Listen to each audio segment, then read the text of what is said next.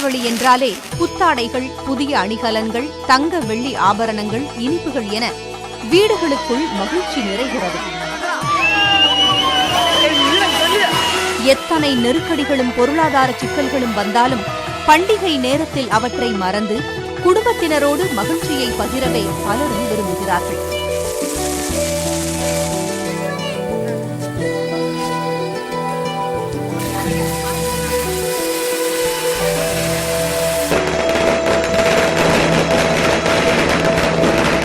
இதை ஒட்டி தமிழகம் முழுவதும் முக்கிய அங்காடி தெருக்கள் களை கட்டியுள்ளன. இந்த அங்காடி தெருக்கள் மக்களின் அன்றாட வாழ்வோடு நெருங்கியவை என்றாலும் பண்டிகை காலத்தில் கூடுதல் பரபரப்பாகி விடுகின்றன. அப்படியான முக்கிய நகரங்களின் அங்காடி தெருக்களை வலம் வருவோம்.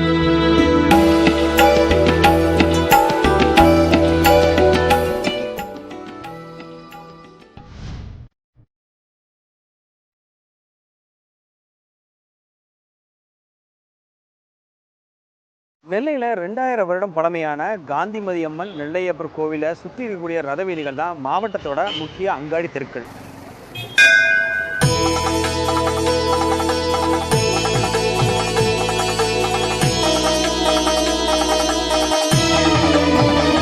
தமிழகத்தின் 3வது பெரிய தேரான இந்த நெல்லையப்பர் கோவில் தேர் ஓடக்கூடிய 4 ரத வீதிகளிலும் மக்களுக்கு பண்டிகை காலம் மட்டுமின்றி அன்றாட தேவைகளுக்கான அனைத்து பொருட்களும் கிடைக்கும் இடமாக தான் இது இருந்திருக்கு. என்னென்ன இருக்கு அப்படிங்கிறத இப்ப நம்ம பார்க்க போறோம். வாங்க.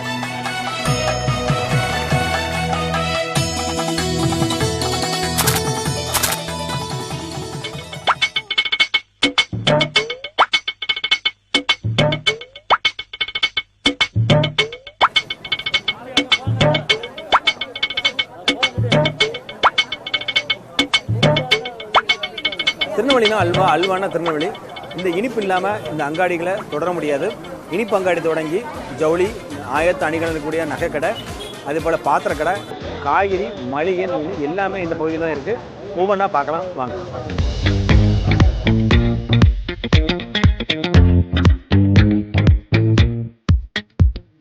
பதினஞ்சு வருஷமாக தான் இந்த டேபிள் போட்டு இந்த சேல்ஸ் சென்டர் நடந்திருக்கு. அதுக்கு முன்னாடி பார்த்தீங்கன்னா பாய் விரித்து வியாபாரி மக்களும் உட்காந்து அவங்களோட புடவைகளை வைப்பாங்க. இப்போ பார்த்தீங்கன்னா இதெல்லாம் பார்த்தீங்கன்னா திரு குழந்தைகளுக்கான பட்டுப்பாடு சொல்லி இந்த மாதிரி இன்னும் பழமை மாறாத ஆடைகள் இன்னும் இந்த நூற்றாண்டுகளை தாண்டிய கடைகள்லாம் இன்னும் நிறைஞ்சிருக்கு.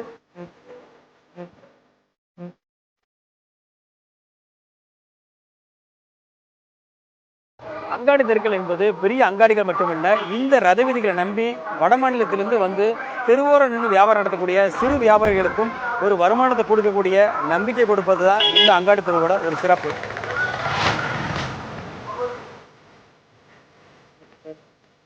பண்டம் பலகாரம் வாங்கி செல்ல பாத்திரம்னு வருஷப்படி சொல்வதற்காக மட்டும் இல்லாமல் மக்களோட அடிப்படை தேவைக்கான பாத்திரங்கள் அனைத்துமே இந்த அங்காடிகளாக இங்கே நிறைஞ்சிருக்கு. அதுதான் உண்மை. இது மட்டும் இல்லாமல் காய்கறி கடைகள், மளிகை கடைகள், ஒவ்வொரு பொருட்களும் அடுத்தடுத்து இங்கே நிறைஞ்சிருக்கு. அப்படி ரத வீதிகளில் கிடைக்காத பொருட்களே இல்லை அப்படிங்கிற சொல்கிற அளவுக்கு இங்கே இருக்கக்கூடிய கடைகளின் எண்ணிக்கையும் இருக்கு. பிரியமுடனே ஒக்கலையில் வைத்து தேரார் வீதி வழங்காட்டேன் என்ற சொக்கநாத புலவர் பாடிய காந்திமதி பிள்ளைத்தமிழ் உணர்த்துகிறது இந்த அங்காடி தெருக்களின் பழமையையும் செழுமையையும்.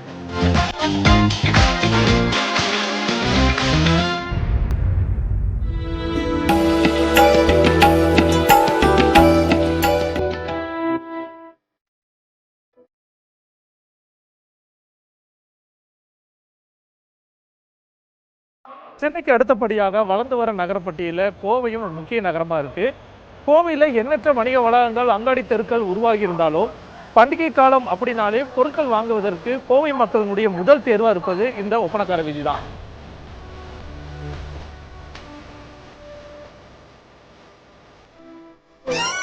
எப்போதும் பரபரப்பாக காணப்படுற இந்த ஒப்பனக்கார வீதிக்கு ஒப்பனக்கார வீதி அப்படின்னு பேர் ஏன் வந்துச்சு அப்படின்னு நம்ம தெரிஞ்சுக்க வேண்டிய அவசியம் இருக்குது. அதாவது விஜய் பேரரசு காலத்தில் அவர்களுடைய சேனைகளில் வேலை பார்த்தவர்கள் பலிஜ சமூகத்துக்காரங்க அவங்க அதிகமாக இந்த பகுதியில் வசிச்சிருக்காங்க. அவங்க பணம் ஒப்புவிக்கும் பணிகளை மேற்கொண்டிருக்காங்க. அதாவது பணப்பட்டு வரன்னு சொல்லுவாங்க.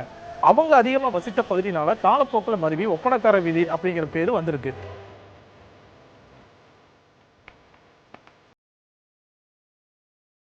பணம் பட்டுவாடாக்கு அப்புறம் பணத்தை பெற்றுக்கொண்ட மக்கள் தங்கள் வீட்டுக்கு தேவையான பொருட்களை வாங்கிட்டு வீட்டுக்கு போக ஆரம்பிச்சாங்க. அதனால வியாபாரிகள் மற்றும் நிறைய கடைகள் வந்து இந்த பகுதியில் பெருக ஆரம்பிக்குது. அதுக்கப்புறமா காலப்போக்கில் பெரிய பெரிய நிறுவனங்கள் வர ஆரம்பிச்சதுக்கப்புறம் ஒப்பனக்கார வீதி கோவை மாநகரில் ஒரு தவிர்க்க முடியாத வீதியாக மாறிடுச்சு.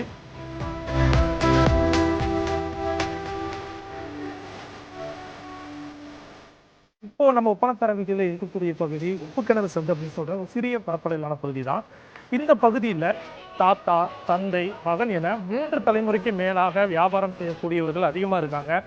அதனால இந்த பகுதியை பொறுத்தளவுக்கு மொத்த விலை, சில்லறை விலை என 2 விலைகளிலும் தரமான பொருட்கள் கிடைப்பதால மக்கள் தொடர்ந்து எங்களுக்கு ஆதரவு தராங்க அப்படிங்கிறாங்க இங்க இருக்கிற வியாபாரிகள்.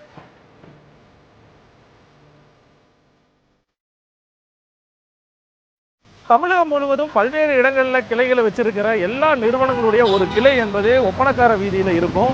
இதுவே இந்த பகுதியில் மீண்டும் மீண்டும் மக்கள் வருகைக்கு ஒரு முக்கிய காரணமாக இருக்கு. அது மட்டும் இல்லாமல் செருப்பு முதல் தலையில் குத்துற ஊசி வரைக்கும் பெரிய நிறுவனங்களாகட்டும், சிறிய நிறுவனங்களாகட்டும், இல்லை நடை வியாபாரிகளாகட்டும் எல்லாரிடமும் கிடைப்பதனால தங்களுக்கும் தங்கள் குடும்பத்துக்கும் தேவையான பொருட்களை இங்கே ஒரே இடத்துல வாங்குறதுனால தலைமுறையாக இந்த ஒப்பனக்கார வீதியை நாங்கள் தேடி வரதா சொல்றாங்க வாடிக்கையாளர்கள்.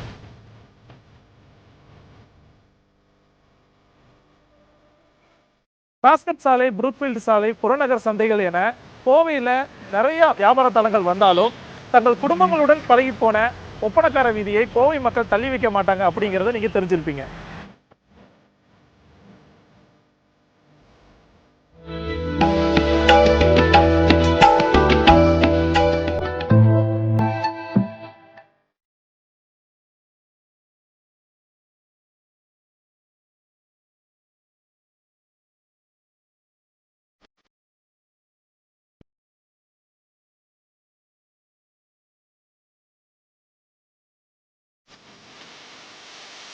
தென் மாவட்டங்களின் பிரதான வணிகத்தலமாக இருக்கக்கூடிய மதுரை கிழக்கு மாசி வீதி, தெற்கு மாசி வீதி சந்திப்பு பகுதியில் தான் நாம் இருக்கோம்.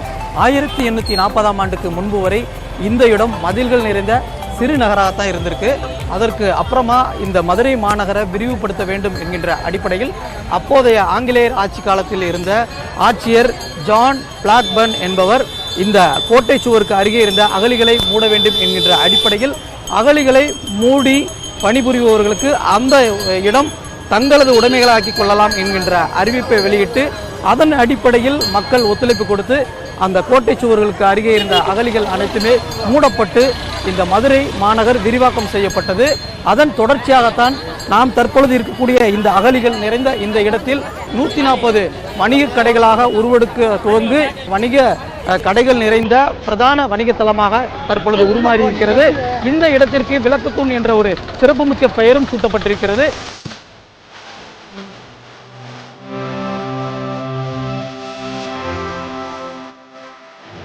மதுரையின் விரிவாக்கத்திற்கும் இந்த வணிகத்தலம் உருவாவதற்கும் காரணமாக இருந்த அப்போதைய ஆங்கிலேயர் ஆட்சி கால ஆட்சியர் ஜான் பிளாக்பர்ன் அவரது செயலை பாராட்டி அப்போதைய மக்கள் கிழக்கு மாசி வீதி, தெற்கு மாசி வீதி சந்திப்பு பகுதியில் எக்கினால் ஆன விளக்கு தூணை நிறுவியிருக்கிறார்கள்.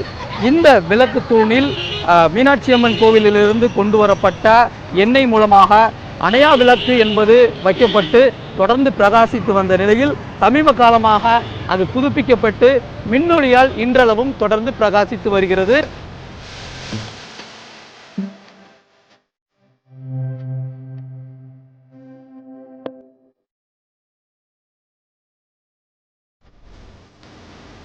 நாம் இப்போது விளக்குத்தூண் ஒட்டி இருக்கக்கூடிய 10 தூண் பகுதியில் தான் இருக்கோம். திருமலை நாயக்கர் காலத்தில் யானைகளை கட்டி வைத்து பாதுகாப்பதற்கான பயன்படுத்தப்பட்ட இந்த 10 தூண் பகுதியும் தற்பொழுது பிரதான வணிகத்தலமாக மாறி இருக்கு. இந்த பகுதியை சுற்றிலும் பார்த்தீங்க அப்படின்னா நூற்றுக்கணக்கான ஜவுளிக்கடைகள் நிறைந்திருக்கு. இந்த ஜவுளிக்கடைகளில் பெரும்பாலும் மொத்த விற்பனையில் தான் விற்பனை என்பது செய்யப்படுது. இந்த பகுதியை பொறுத்தவரை கிராமப்புறங்களிலிருந்து வரக்கூடிய மக்கள் குறைந்த விலையில் நிறைந்த அளவுடன் வாங்குவதற்கு ஏதுவாக இந்த கடைகள் அமைஞ்சிருக்கு.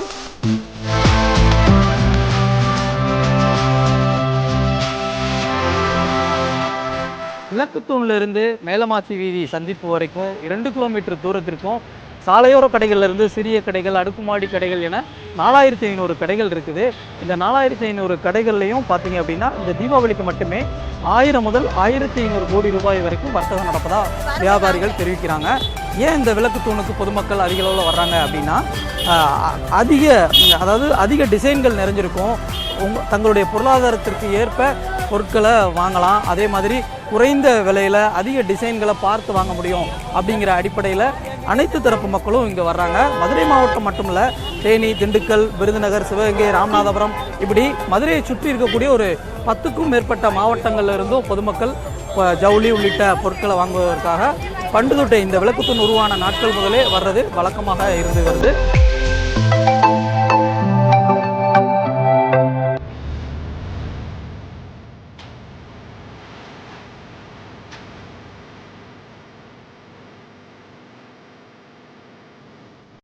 தமிழ்நாட்டை வளங்குழிக்க செய்யும் காவிரி ஆறு திருச்சியையும் வளமாக வைத்துக் கொண்டிருக்கிறது. இந்த காவிரி ஆற்றின் கரை ஓரம் இருக்கக்கூடிய உறையூரை தலைநகரமாக கொண்டு பழங்கால சோழ மன்னர்கள் ஆட்சி புரிந்திருக்கிறார்கள். அதற்கு பிறகு நாயக்க மன்னர்கள், மராட்டியர்கள், ஆற்காடு நவாப், ஆங்கிலேயர்கள் என பல மன்னர்கள் ஆட்சி செய்த பூமியாக திருச்சி இருக்கிறது. இந்த திருச்சியை மலைக்கோட்டை மாநகரம் என்று அழைப்பார்கள்.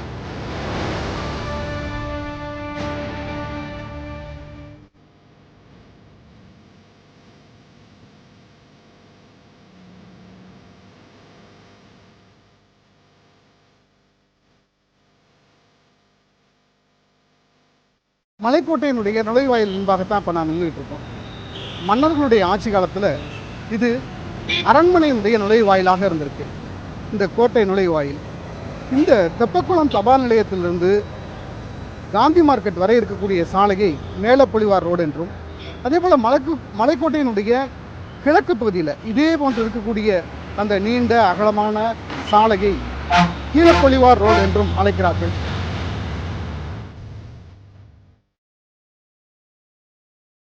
சிறிய கரைக்கடை முதல் மிகப்பெரிய ஜவுளி மாளிகை வரை வீட்டு உபயோகத்திற்கு தேவையான அனைத்து பொருட்களும் இந்த கடைகளில் விற்பனை செய்யப்பட்டு வருகிறது.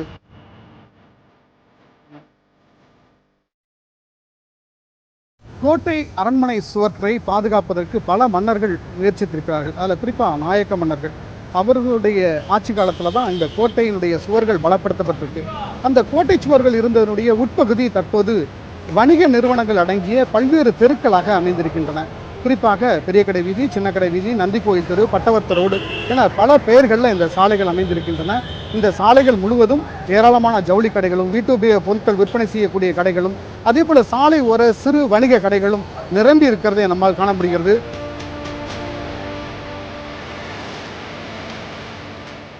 மக்களாட்சியில் இந்த கோட்டை கட்டிடங்கள் முழுவதும் அரசு அலுவலகங்களாக மாற்றப்பட்டிருக்கு. வட்டாட்சியர் அலுவலகமாக, அரசு அருங்காட்சியகமாக, தபால் நிலையமாக, பள்ளிக்கூடமாக, காவல் நிலையமாக மாற்றப்பட்டிருக்கிறது. இந்த இடத்தினுடைய முன்பகுதியில் இருக்கக்கூடிய இந்த மைதானத்தில் தீபாவளி என்ற முதல் நாள் மட்டும் சுமார் 2000 தரைக்கடைகள் புதிதாக தொடங்கப்படும். இரவு முழுவதும் விடிய விடிய மக்கள் கூட்டம் இங்கு அலைவதும் நிற்பதற்கு இடம் இருக்காது.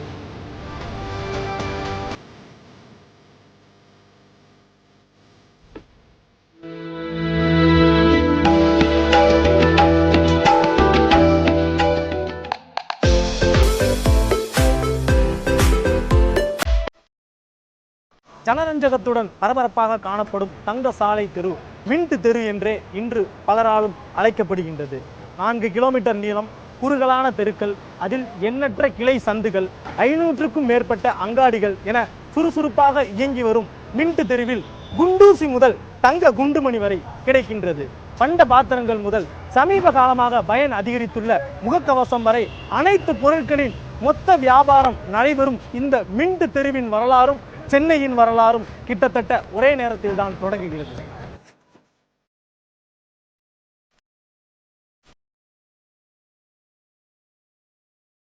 தற்போது அரசு மைய அச்சகம் அமைந்துள்ள இந்த பகுதியில்தான் 1841ஆம் ஆண்டு ஆங்கிலேயர்களால் மின்ட் தொழிற்சாலை கட்டப்பட்டது.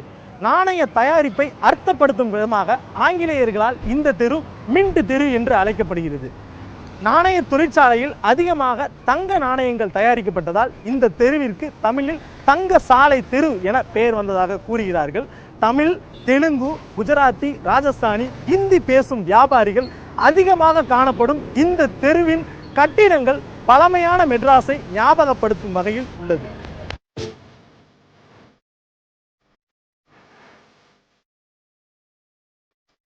தங்க சாலை என்ற பெயருக்கு ஏற்றார் போல தங்கம் மற்றும் வெள்ளி உருக்கு கடைகள் இங்கு அதிக அளவில் காணப்படுகின்றன. அதே போல வீடு, திருமண மண்டபங்கள், உணவகங்களுக்கு தேவையான பாத்திரங்கள், பித்தளை பொருட்கள் இங்கு விற்கப்படும் அதிக அங்காடிகள் இங்கு காணப்படுகின்றன. அதே போல சென்னையின் வணிக தலமாக டி நகர் கூறப்படும் நிலையில் இது நூற்றாண்டு பழமை வாய்ந்த பாத்திர கடைகள் இந்த தெரு நெடுக காணப்படுகின்றன.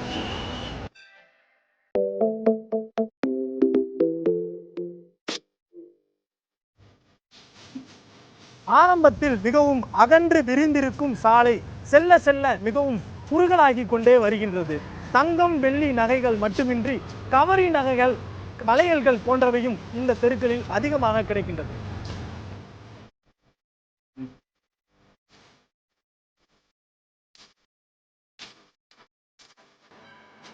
மின்ட் தெருவிற்கு அருகே உள்ள பெருமாள் முதலி தெரு வளையல் வியாபாரத்திற்கு பெயர் பெற்ற தெருவாக பார்க்கப்படுகிறது. அதே போல காட்டவுன் தெருவில் காட்டன் மற்றும் பாலிஸ்டர் துணிகள் அதிக அளவில் கிடைக்கின்றன. பந்தர் தெருவில் பட்டாசு மற்றும் பூட்டு பொருட்களும் அதிக அளவில் கிடைக்கின்றன. இப்படி ஒவ்வொரு தெருவிலும் ஒவ்வொரு பொருட்கள் அதிக அளவில் கிடைப்பது இப்பகுதியின் சிறப்பாக பார்க்கப்படுகிறது.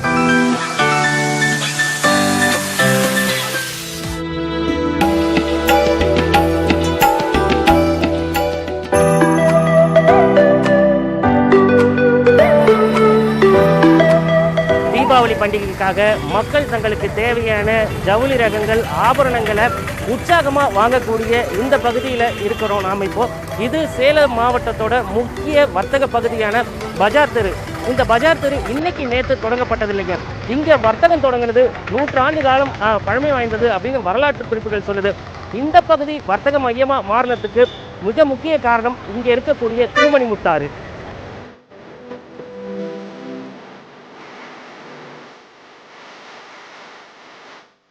இப்போ கழிவுநீர் கால்வாயா காட்சி அளிக்கக்கூடிய இந்த திருமணி முத்தாறு ஒரு காலத்துல முத்தெடுத்த பெருமைக்குரியது அப்படின்னு வரலாற்று குறிப்புகள் சொல்லுது. இந்த திருமணி முத்தாரை ஒட்டி கோட்டை மாரியம்மன் கோயில், சுகவனேஸ்வரர் கோயில், அது மட்டும் இல்லாமல் திப்பு சுல்தான் ஆட்சி காலத்துல நிறுவப்பட்ட ஜாமியா மசூதி என பல திருத்தலங்கள் இந்த பகுதியில் இருக்கு. இதன் காரணமா இங்கே வந்த மக்கள் கூட்டம் அதிக அளவில் இருந்த காரணத்தினாலதான் அப்போ இருந்த ஆங்கிலேயர் ஆட்சி காலத்துல சேலம் மாவட்டத்தோட ஆட்சியராக இருந்த பிரெட்ஸ் அப்படிங்கிற ஒரு பஜார் தெருவை வந்து கடை வீதியாக மாற்றுறதுக்கான நடவடிக்கைகள் எடுத்தார். அப்போ ஒரு சில கடைகள் தொடங்கப்பட்டது. இப்போ சூழ்நிலையை பார்த்தோம் அப்படின்னாக்கா 300க்கும் மேற்பட்ட பெரிய அளவிலான கடைகள் வந்து பஜார் தெருவில் இருக்கு. அதுதாங்க இந்த பஜார் தெரு வந்து ஒரு பெரிய வர்த்தக மையமாக காரணத்துக்கு அடிப்படை காரணமாக இருந்திருக்கு. நாம் இருக்கக்கூடிய இந்த ஓமலூர் பிரதான சாலை கடந்த 10 ஆண்டுகளில் பார்த்தோம் அப்படின்னாக்கா சேலம் மாவட்டத்தோட ஒரு முக்கிய வர்த்தக பகுதியாக இது உருவெடுத்திருக்கு. அது மட்டும் இல்லாமல் சேலத்திலேயே பாரம்பரியமாக இருக்கக்கூடிய ஜவுளி கடைகள், நகை கடைகள் என அவங்க கூட இந்த சாலையை மையமாக வச்சு தங்களோட கிளைகளை துவக்கியிருக்கிறாங்க. புதிய பேருந்து நிலையம், அதாவது இந்த ஓமலூர் பிரதான சாலையில் தான் புதிய பேருந்து நிலையம் இருக்க காரணத்தினால வெளியூர்ல இருந்து தீபாவளி பண்டிகைக்கு, பொங்கல் உள்ளிட்ட பண்டிகைகளுக்கு தங்களுக்கு தேவையான ஆடை ஆபரணங்கள் வாங்க வருபவர்களுக்கு கூட பேருந்து விட்டு இறங்கியதுமே அருகாமையிலேயே ஒரு பெரிய சந்தை இருக்கு. அப்படிங்கிறதுனால இந்த ஓமலூர் பிரதான சாலையில் இருக்கக்கூடிய இந்த பகுதியானது மிகப்பெரிய வர்த்தக மையமாக உருவெடுத்திருக்கு.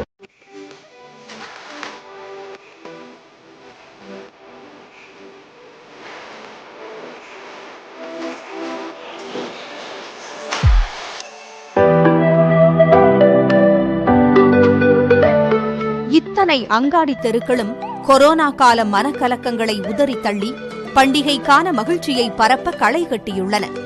ஆண்டுகள் தோறும் பண்டிகைகள் வந்தாலும் காலங்கள் மாறினாலும் மாறாதவை அன்புக்குரிய உறவுகளுடன் கொண்டாடி கழிக்கும் நேரங்கள்தான். இந்த தீபாவளி திருநாளையும் கொண்டாடுவோம்.